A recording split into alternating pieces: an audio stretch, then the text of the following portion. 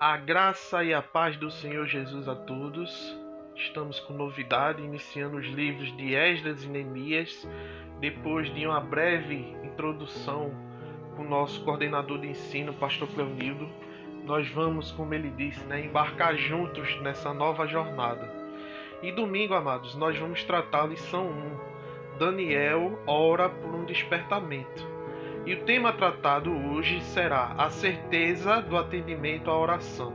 O texto base encontra-se no Evangelho de Lucas, capítulo 11, versículos 5 ao 13, que diz: Disse-lhes também: Qual de vós terá um amigo, e se for procurá-lo à meia-noite lhe disser: Amigo, empresta-me 3 pães, pois que um amigo meu chegou à minha casa de caminho e não tenho que apresentar-lhe? Se ele respondendo de dentro disser: Não me importunes, já está a porta fechada e os meus filhos estão comigo na cama, não posso levantar-me para dar.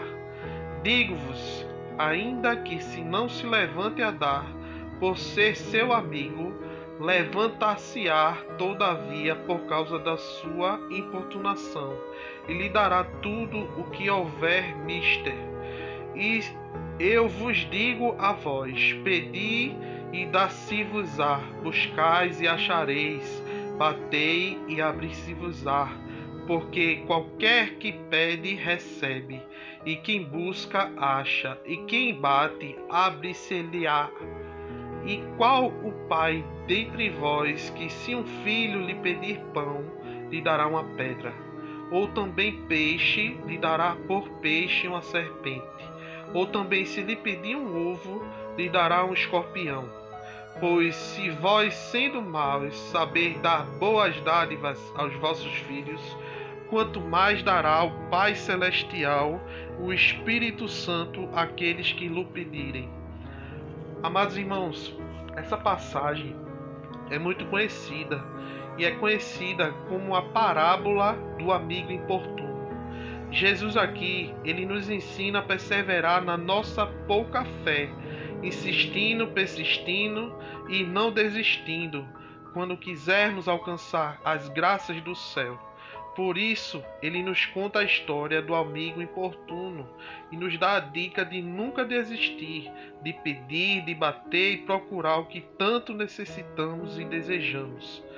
A impertinência de alguém que bate à meia-noite na casa de um amigo para lhe pedir alguma coisa para comer e foi atendido por causa da sua insistência, nos leva a entender que a nossa perseverança na oração é a maior garantia para alcançarmos o que pretendemos. Jesus aqui, amados, ele é muito claro e proveniente em nos afirmar que os que pedem recebem, os que procuram acham, e aos que batem a porta lhes será aberta. Muitas vezes, irmãos, porque somos muito fracos na fé, nós queremos conseguir alguma coisa de Deus, mas parece muitas vezes que não confiamos no seu poder ou que almejamos algo que não é importante. Por qualquer motivo deixamos de lado o que tanto ansiávamos e mudamos o eixo das nossas reivindicações. A atitude de insistir, não desistir, denota perseverança e confiança. A nossa oração será ouvida conforme a nossa força interior. Lá dentro do nosso coração está escondido todo o desejo da nossa alma para ser feliz. E o que devemos pedir em primeiro lugar e com perseverança é o Espírito Santo, pois é Ele quem sonda os nossos corações e sabe realmente de que estamos ansiando e precisando, né? Então, assim sendo, nós devemos pedir, bater e procurar com insistência o que o Espírito Santo de Deus nos mostra, confiando em que o Pai sabe nos dar o que existe de melhor, pois Jesus mesmo fala: será que algum de vós que é pai, o filho pedir um peixe lhe dará uma cobra? Ora, se vós sois maus, sabeis dar coisas boas aos vossos filhos, quanto mais o Pai do céu, o Espírito Santo, aos que o pedirem. amados irmãos, se insistimos em pedir favores aos nossos amigos, somos atendidos. Quanto mais seremos se pedimos com fé aquele que tudo pode nos dar, não é verdade? Então, quem pede a Deus recebe segundo a sua vontade. Quem procura a Deus o encontra bem perto, porque ele se deixa encontrar. E quem bate na porta do Senhor por meio da oração, com certeza ele abrirá, porque o Pai anseia por atender os pedidos que fizemos com perseverança. Então, trazendo para a nossa primeira lição, eu vou ler aqui os textos bases que foi nos dado através da revista. Vai ser Daniel 9, do 1 ao 3, capítulo 6, versículo 10. Depois nós vamos ler o capítulo 2, 17 ao 19. E depois nós vamos ler o livro de Esdras, capítulo 1, versículos 1 ao 5. Daniel 9, do 1 ao 3 diz: No primeiro ano de Dário, filho de Assuero, da linhagem dos Medos, o qual foi constituído rei sobre o reino dos caldeus, no primeiro ano do seu reinado, eu, Daniel, entendi pelos livros que o número dos anos de que falara o Senhor ao profeta Jeremias, em que havia de se cumprir as desolações de Jerusalém, era de 70 anos. E eu dirigi o meu rosto ao Senhor Deus, para buscar com oração e súplicas, com jejum e saco cinza. Irmãos, nós vemos aqui que Daniel busca conhecimento aonde?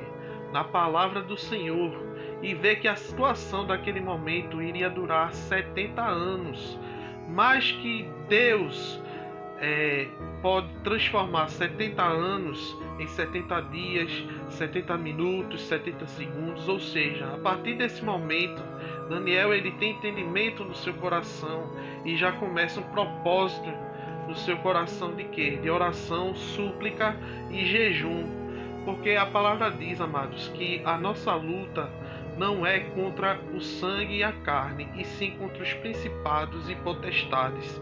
O próprio Cristo nos ensina que devemos não só orar, mas em determinados momentos jejuar, conforme Mateus 17, 21.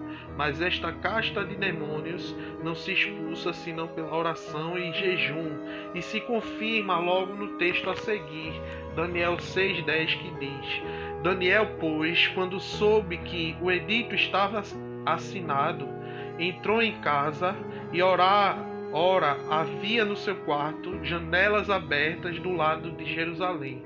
E 3 vezes no dia se punha de joelhos e orava e dava graças diante de Deus, do seu Deus, como também antes costumava fazer. Irmãos, Daniel, ele age como a parábola que nós lemos, porque ele entendia que sozinho ele poderia orar, mas junto com seus amigos, e o poder e a graça vem agindo sobre o que? Sobre a unidade, quando estamos juntos com nossos irmãos. Daniel 2, 17 ao 19 vai dizer: Então Daniel foi para a sua casa e fez saber o caso a Ananias, Misael e Azarias, seus companheiros, para que pedissem misericórdia ao Deus dos céus sobre este ministério, a fim de que Daniel e seus companheiros não perecessem, juntamente com o restante dos sábios da Babilônia. Então foi revelado um ministério a Daniel numa visão de noite. Então Daniel louvou o Deus do céu.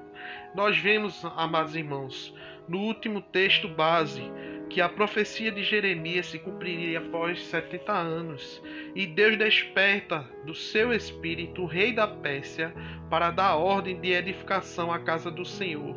Não só o rei, mas Deus desperta o seu povo também.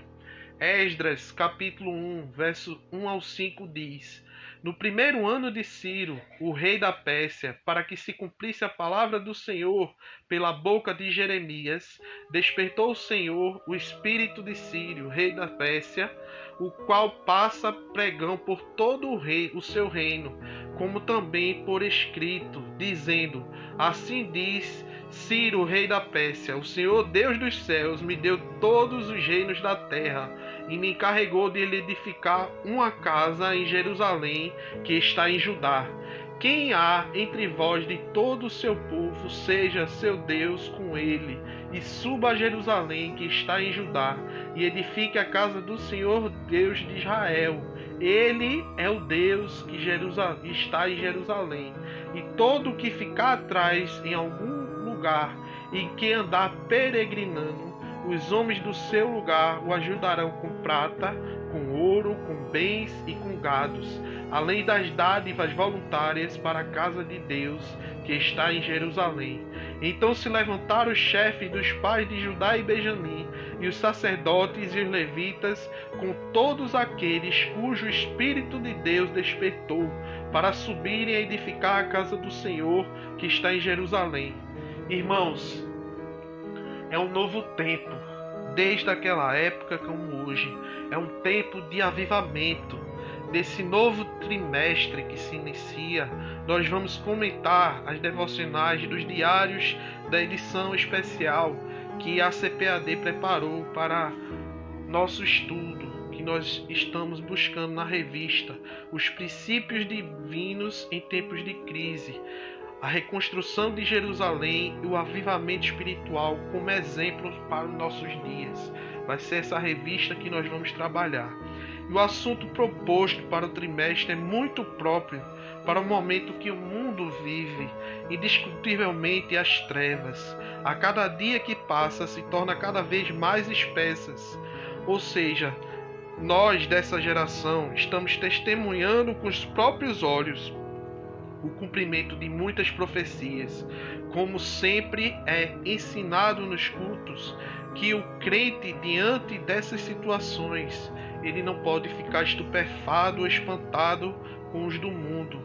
Nós, como crente, como cristãos, nós ficamos sim maravilhados com as profecias que têm se cumprindo com extrema fidelidade, e é claro, não podia ser de outra forma. Então nada, absolutamente nada, que acontece neste mundo, amados, é de improviso. Tudo é predeterminado ou devidamente permitido por Deus. Mais uma vez eu vou repetir, é tempo de avivamento, pois João escreveu o seguinte: em sua mão tem a pá, e limpará a sua eira, e recolherá no celeiro o seu trigo, e queimará a palha com fogo que nunca se apagará. Então, meu irmão, seja o trigo, se avive, aviva-te, peça ao Senhor, e Ele te concederá o Espírito Santo para promover isso em você. Como disse o nosso amado coordenador de ensino, pastor Cleonildo, vamos nessa jornada juntos, aprender juntos, lutar juntos por um avivamento, uma ativação em nossa EBD. Vamos orar juntos e sim, vencer juntos. Deus abençoe seu dia, em nome de Jesus. Amém.